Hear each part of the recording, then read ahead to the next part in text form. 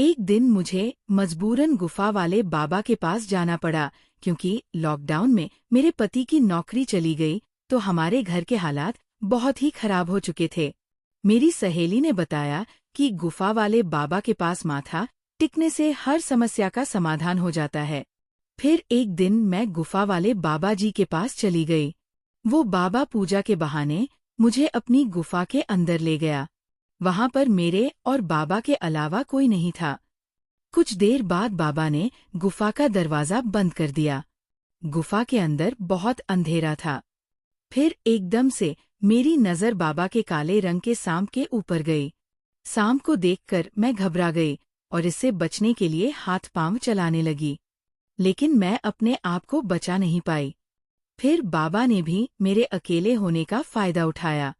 मेरे साथ कुछ ऐसा हुआ कि दोस्तों, मेरा नाम रतिका है और मेरी उम्र 26 साल की है। मैं शादीशुदा औरत हूँ। मेरे परिवार में मेरे पति राहिल और मेरी 2 बेटियां हैं। हमारी अरेंज मैरिज हुई थी। हमारी शादी को 15 साल हो चुके हैं। इसी बीच हमारी 2 बेटियां हुई। बड़ी का नाम हमने बड़े प्यार से रोशनी और छोटी का नाम काजल रखा। मेरे पति एक मिडिल क्लास फैमिली से बिलोंग करते हैं। वह प्राइवेट कंपनी में नौकरी करते हैं, मगर कंपनी में लॉकडाउन के दौरान इनकी नौकरी जाती रही। फिर हम पंजाब से दिल्ली शिफ्ट हो गए और काम की तलाश करने लगे। मेरे पति को कोई काम नहीं मिल रहा था। वह कई दफ्तरों में इंटरव्यू देने के लिए जाते रहते पर फिर भी इन्हें नौकरी नहीं मिल पा रही थी। इसी कारण हमारे घर में आए दिन पैसे को लेकर लड़ाई झगड़े होना शुरू हो गए। अब घर तो पैसों से ही चलता है। आम आदमी की जरूरत कभी खत्म नहीं होती। लिमिटेड पैसा होने की वजह से हम बहुत ज्यादा टेंशन में रहने लगे थे। हम दोनों के बीच अब और भी झगड़े होने लगे थे। मैं बहुत परेशान हो चुकी। फिर एक दिन मैं अपनी सहेली को ये सारी बातें बताई तो इसने मुझे बताया कि कोई बाबा है जो गुफा वाले बाबा के नाम से मशहूर है। कहते हैं कि इसके पास जाने से हर कोई समस्या का समाधान हो जाता है। दूर दूर से लोग इसके पास माथा टेकने के लिए आते हैं। इस बाबा को लोगों ने काफी बड़ा दर्जा दिया हुआ है। कहते हैं कि वो बाबा मन की शक्ति प्रदान करता है और लोगों के दुख तकलीफ दूर करता है।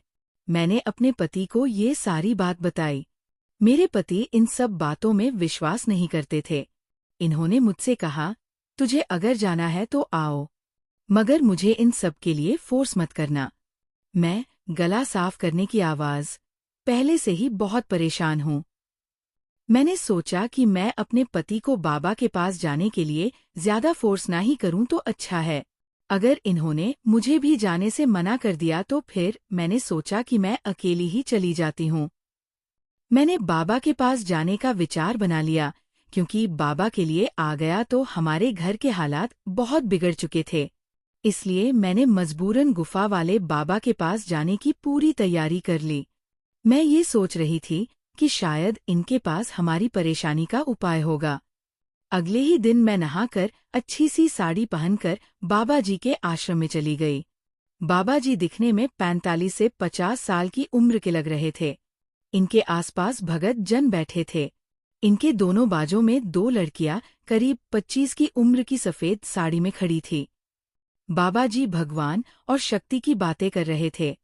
सत्संग खत्म होने के बाद सब लोग एक एक करके बाबा जी से मिलने जाने लगे। जब मैं इनके पास पहुंची तो मुस्कुराया, मुझे आशीर्वाद दियो। कहने लगे, पुत्री, तुम्हारे माथे की लकीर देख के लगता है कि तुम घर कष्ट से गुजर रही हो। बताओ क्या कष्ट है? बाबा जी से कष्ट दूर कर देंगे, कल्याण हो जाएगा। बाद में बाबा जी और लोगों को मिलने लगे और मुझे इंतजार करने का। मैं साइड में बैठकर इंतजार कर रही थी। सबके जाने के बाद बाबा जी ने मुझे बुलावा भेजा तो मैं इनके पास गई।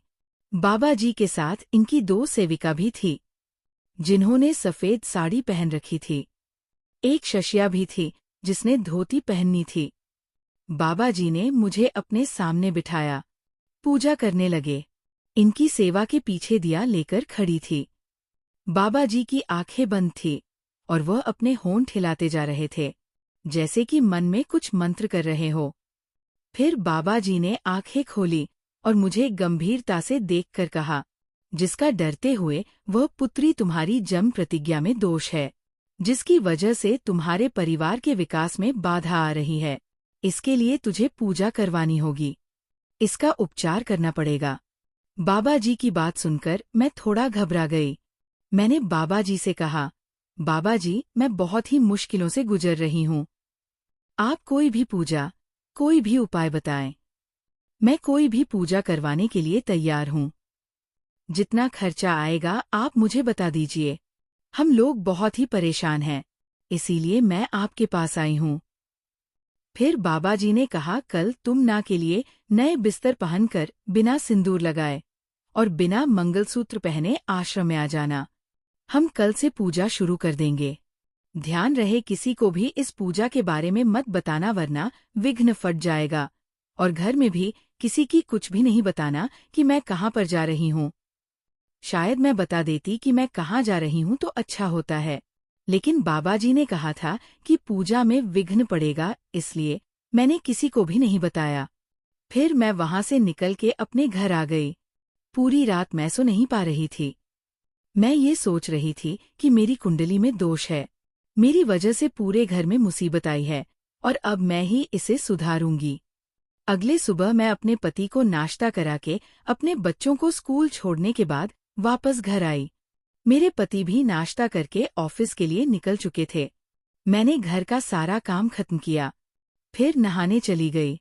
मैं अच्छे से नहा के एक पीले रंग की साड़ी में तैयार हुई और फिर बिना सिंदूर लगाए, बिना मंगलसूत्र के बाबा जी के आश्रम में चली गई। आज आश्रम में कोई नहीं था। मैं ये देखकर घबरा गई कि आज आश्रम बिल्कुल खाली क्यों है। मुझे अकेले वहां पर डर लगने लगा। मैंने शिष्य से पूछा कि आश्रम खाली क्यों है, तो इस शिष्य ने मुझे बताया कि गुरुजी के शिष्यों ने सबको कॉल करके बता दिया कि आज आश्रम में कोई अनोखी पूजा है, जिसके कारण बाबा जी आज किसी से नहीं मिलेंगे। मैं वहां पहुंची तो बाबा जी इनकी सेवाकियों ने बताया कि बाबा जी गुफा के अंदर हैं, वह तुम्हारा इंतजार कर रहे हैं। वह मुझे बोल रही थी, तुम बहुत ही भाग्यशाली हो जो तुम्हें बाबा जी के पास गुफा के अंदर जाने का मौका मिले, क्योंकि बाबा जी गुफा के अंदर हर किसी को नहीं बुलाते। फिर इन्होंने मुझे एक गुफा के अंदर जाने का रास्ता दिखाया। मुझे गुफा के अंदर कमरे में ले गए। वहां अंदर एक बेड था और उस बेड के सामने वाली जगह में बाबा जी एक तकिया वेदी खड़ा था। मैंने सोचा कि ये बाबा जी यज्ञ भी करते हैं और फिर रात में सोते होंगे। मेरी सोच को रोकते हुए इनकी एक शिष्या बोली, तुम बिल्कुल सही जगह आए हो। बाबा जी तुम्हारी हर इच्छा पूरी कर देंगे। इनके पास बहुत बड़ी शक्ति है। तुम बाबा जी के साथ यहीं बैठो। हम लोग बैठ जाते हैं। तुमने किसी को बताना तो नहीं है कि तुम यहाँ ही हो। मैंने ना में सर हिला दिया। बाबा जी ने मुझे बैठने के लिए कहा। मैं और बाबा जी वहीं फर्श पर बैठ गए। बाबा जी मंत्र बोलकर अग्नि में घी डाल रहे थे, तो वह मंत्रों का उच्चारण करते जा रहे थे। फिर एक सेविका बाहर से दूध का गिलास लेकर अंदर आई। बाबा ने थोड़ा दूध अग्नि में डाला और बाकी दूध हाथ में पकड़कर कुछ मंत्र बोला। फिर वह दूध मुझे पीने को कहा। बाबा बोले, इसे पी जाओ। लेकिन मुझे डर लग रहा है कि कुछ गलत ना हो जाए, क्योंकि यहाँ पर कोई और नहीं था। मुझे डर लग रहा था, मगर मैंने डरते-डरते दूध का गिलास हाथ में ले लिया और दूध एक ही बार में पूरा पी लिया।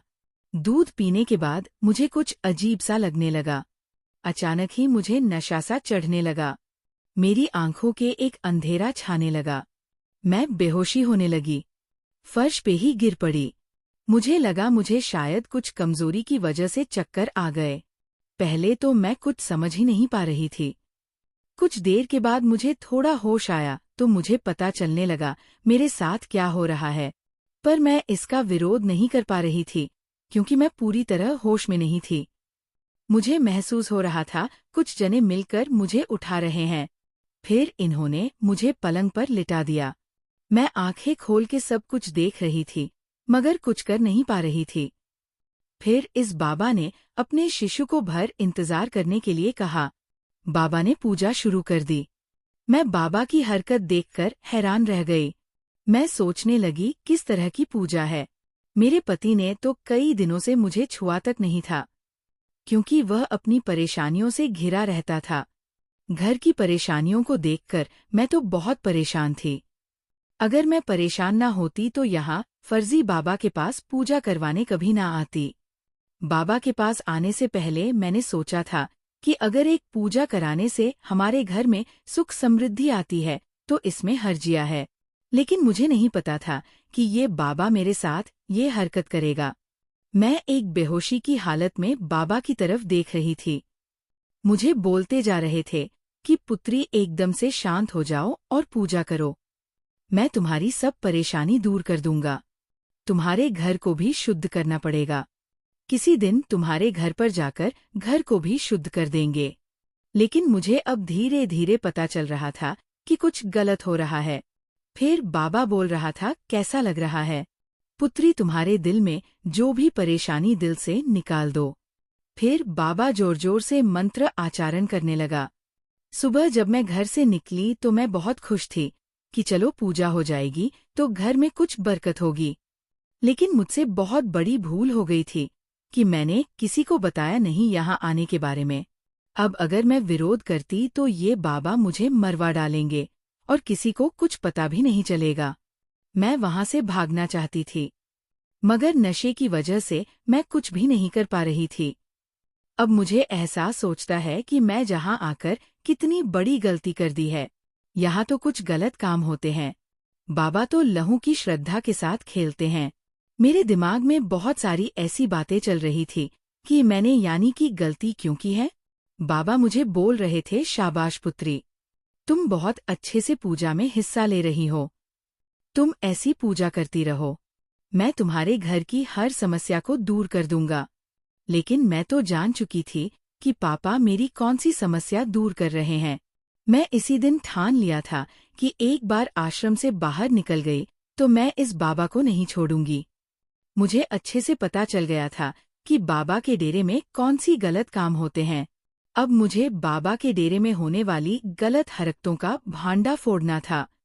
अगर मैंने ऐसा नहीं किया तो ना जाने ये बाबा कितनी और औरतों के शरीर के साथ खेलेगा और पता नहीं कितने और घरों को तबाह करेगा। फिर करीब 2 घंटे के बाद मुझे अच्छे से होश आ गया। बाबा मुझे बोले, पुत्री, तुम्हारी पूजा संभ हो चुकी है। आपने बहुत अच्छे से पूजा की और मंत्रों का उच्चारण किया। अब तुम्हारे पति की नई नौकरी भी लग जाएगी। नेक्स्ट पार्ट के लिए चैनल को सब्सक्राइब करें।